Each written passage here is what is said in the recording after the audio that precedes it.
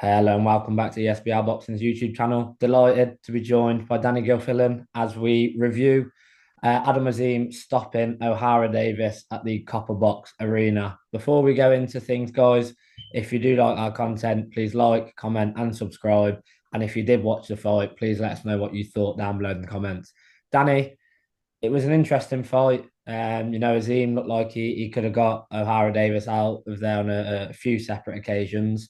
What did you make of that performance from O'Hara Davis? Because, sorry, Adam Azim.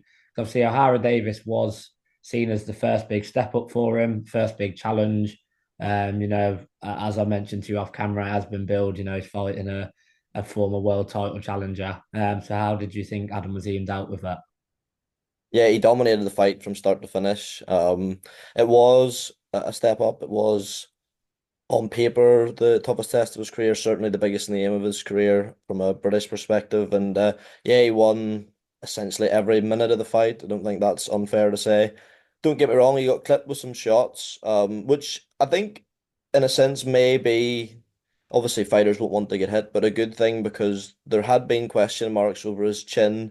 He had never fought a puncher of any sort of note, and I don't think O'Hara Davis caught him with his best shot, but he caught him with some looping left hooks, a few right hands, and maybe was it the second or third round, and at no point did Azim seem shaken or buzzed or anything even close to that. So that'll be good to sort of iron out. And then I think you mentioned he could have got him out of there a couple of occasions. Was it the fifth round where the nose started to get damaged and Davis started to really go on the back foot a lot more heavily. The writing was on the wall then, and in the eighth he put him away well. And I think Davis, he's had the quitter allegation before. I'm not going to sit here and accuse him of quitting because he put up a decent showing in there and could have looked for a way out earlier than it did, but he just didn't want any more after that left hook. So yeah, good performance for my money.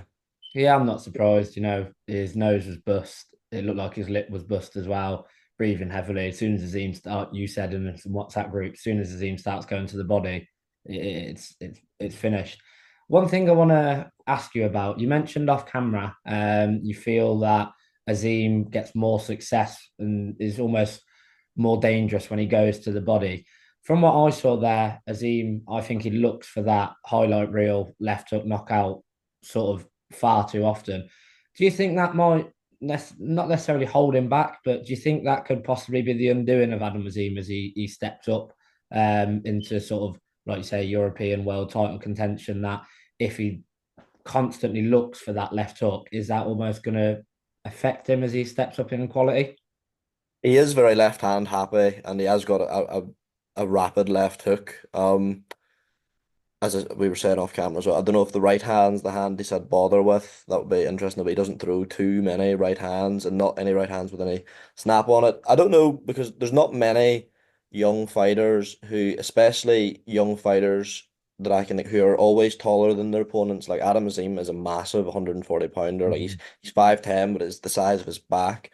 So I think it's something that as he gets older and they spend more time in the gym and they watch this fight back, they'll look at. And I think it is a wicked left hook to the body he's got, but it's opponents are always going to be aware of that left hook upstairs. Like O'Hara Davis's right hand was glued to his face. They were mentioned in the commentary there, but I don't think it's necessarily that much of a cause for concern because Shane McGuigan is, rightly regarded as one of the best trainers in the country. And he was telling Azim in between rounds, mix it up head and body.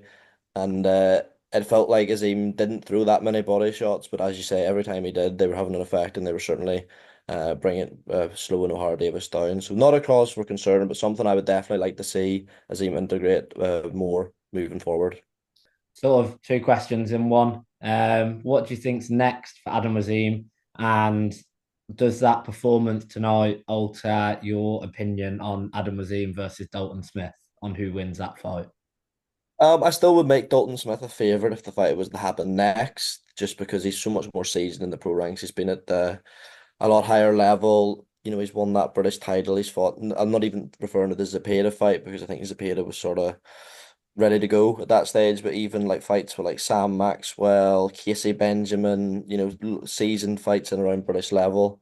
do Dalton Smith a lot more good. But I think down the line that fight becomes closer the more learning fights Azim has. In terms of who I would like to see Azim fight next, if he's to remain at 140, see, it's tricky because Mm. you fight O'Hara Davis and it's a world title challenger. He's only lost to the biggest names, but I do think Azim needs sort of more learning fights. It's not a fight I imagine someone like Sean McComb would be interested in, but I think it'll be a decent fight for him. It's a style he's not seen.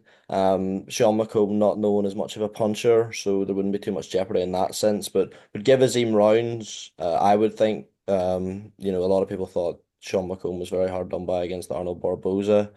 Aside from that, I'm trying to think of someone who's been at that sort of level could give Azim maybe rounds. No, I can't think of any off the top of the head. Any names you'd like to see him jump in with next? You know what? I quite like the Sean McComb shout, to be honest, as you said, because I think what I want to see is not necessarily any specific names, but I just want to see someone who maybe pressures Adam Azim. So from the first bow, because obviously O'Hara Davis, they're friends, the sort of style of fighters.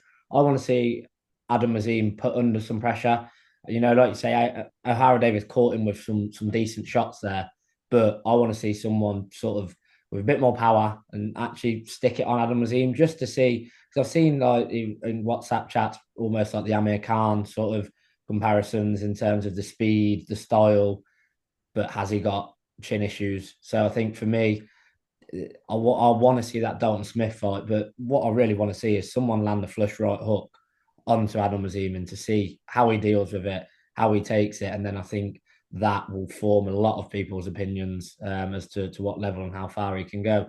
But Hi, there's a name uh, just came into my head that if you're talking about sticking it on his name would be that Oscar Duarte who fought Ryan Garcia. Now that would be a very brave bit of matchmaking, and I think it would be maybe be a bit just too early for the likes of him because he pushed Garcia pretty far up until the fight was stopped. But in terms of someone who's sticking on him who's maybe not elite, that could be one. But I think that would be brave to be next, to be fair. I think, like I say, it'd be brave to be next, but if you're fighting like when Ben Shalom said he's got to be like European level and above now. He's moving at a pace too fast, and now they're billing it as he's just fought a former world title challenger who, like you said, has only lost the top names. So it's a case of if you try and hold him back, then people are going to lose interest in him. Yeah.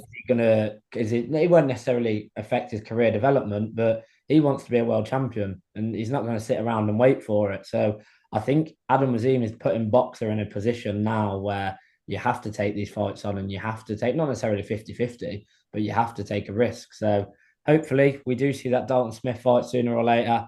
I think Dalton Smith isn't going to go anywhere anytime soon. So who knows? But let us know down below in the comments, guys, if there's anyone else you'd like to see Adam Azim fight. Is it the Dalton Smith fight you want to see next? Do you see Adam Azim winning that? As I say, like, comment, subscribe, and Danny, thank you for joining me tonight. Here's all, mate.